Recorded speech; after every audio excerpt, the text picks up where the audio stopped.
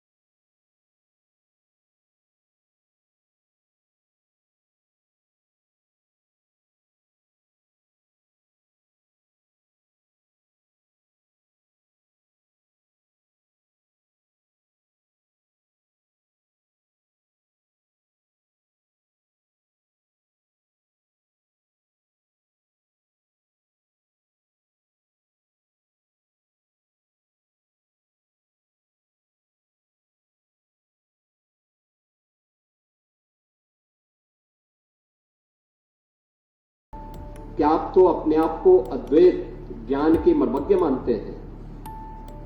आप किसको हटाना चाहते हैं? आपका ज्ञान क्या इस भौतिक काया को देख रही है? इस भौतिक काया के अंदर बसे हुए ब्रह्म को देख रही है? अगर ब्रह्म सत्य है तो जो ब्रह्म आपके अंदर है वही मेरे अंदर भी है, और इस ब्रह्म सत्य